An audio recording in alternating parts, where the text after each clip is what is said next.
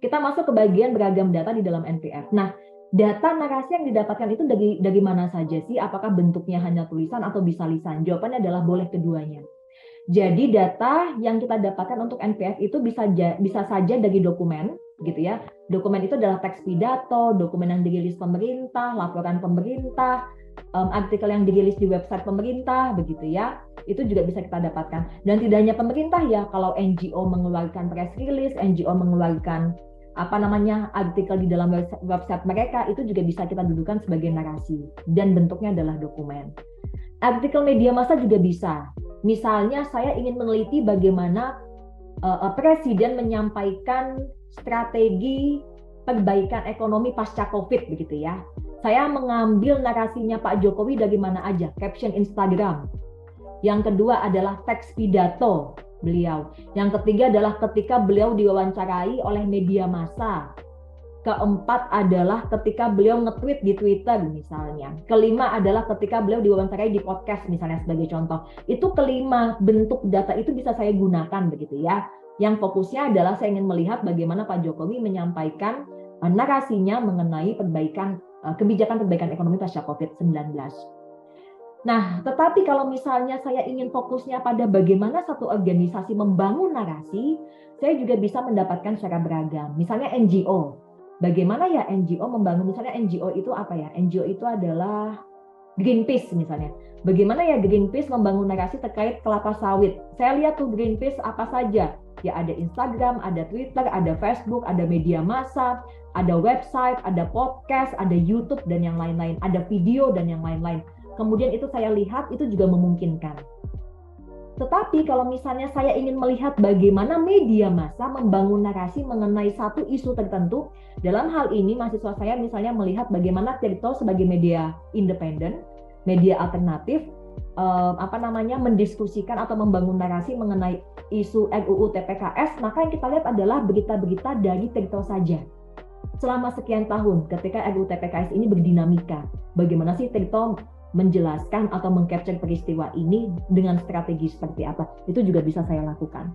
Jadi beragam sekali data yang bisa kita dapatkan, YouTube video bisa, social media caption juga bisa begitu ya, selama data lisan bisa kita ubah menjadi tulisan. Jadi kita bukan terjemahkan ya, kita tulis ulang menjadi tulisan sehingga bisa kita bedah narasinya gitu.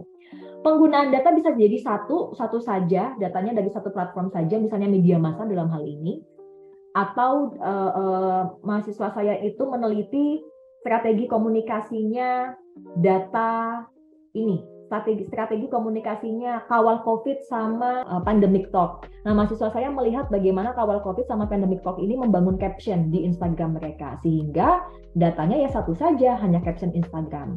Jadi semua sangat disesuaikan dengan kebutuhan riset kita dan juga riset question kita apa, data apa yang kita butuhkan begitu ya. Oke, jadi bisa mendapatkan dari satu platform saja atau kita mix dengan platform yang lain. Beberapa consideration, pertimbangan yang perlu kita pertimbangkan adalah yang pertama, kata kunci. Misalnya kata kunci apa yang mau kita gunakan untuk menentukan mana narasi yang mau kita pilih dan mana yang tidak begitu. Itu yang penting. Yang kedua adalah kalau misalnya Mas Reza tadi, Mbak Indri, saya ingin meneliti mengenai narasi mengenai Omnibus Law yang dibuat oleh media yang pemiliknya itu bagian dari pemerintah atau pemiliknya punya political connection yang erat dengan pemerintah versus media yang independen begitu ya. Nah, jika demikian berarti Mas Reza hanya memilih media online misalnya sebagai contoh. Media online kan banyak ya, ada Kumparan, ada Tirto, ada CNN, ada Kompas, ada Viva, ada apalagi ada media Indonesia dan yang lain-lain. Nah, Mas Reza dalam hal ini perlu memastikan mana media yang mau saya jadikan sebagai sumber data saya yang mewakili media independen, mana media yang mau saya masukkan ke dalam data saya yang mewakili media di mana ownernya itu punya political connection dengan pemerintah, misalnya sebagai contoh. Itu juga perlu pertimbangan, dan pertimbangan itu, justifikasi itu perlu dituliskan di dalam bab metodologi. Bentuknya bagaimana nanti akan saya jelaskan. Saya akan berikan artikel jurnalnya, bisa Bapak dan Ibu baca ya, cara para peneliti mencoba untuk memberikan justifikasi terkait media mana yang dipilih dan mana yang tidak. Lalu juga termasuk media mana yang mau kita cover. Kalau sosial media, Instagram saja atau Facebook juga masuk. Dan yang paling penting adalah yang keempat tuh, kalau sosial media, kita hanya ingin melihat caption aja atau termasuk bagaimana sih media ini membalas komen netizen nggak gitu. Ini juga bisa kita lihat begitu ya. Misalnya, oh saya hanya fokus di caption aja. Tetapi ada yang mengatakan, Mbak Indri, captionnya itu sederhana banget. Tetapi cara media menjawab pertanyaan dari netizen itu justru ada narasi lagi. Dan narasinya jauh lebih lengkap. Dalam hal ini berarti kemudian tidak hanya caption yang menjadi narasi sebagai sumber data kita, cara si media menjawab komen netizen juga bisa menjadi data kita. Karena bisa kita coba kategorisasikan sebagai sebuah narasi. Lalu juga periode waktu. Mau waktunya berapa lama nih? Misalnya kita ingin melihat bagaimana Tirto menceritakan peristiwa RUU TPKS. Periode waktunya berapa lama, berapa tahun, berapa bulan, dan yang lain-lain itu juga perlu pertimbangan.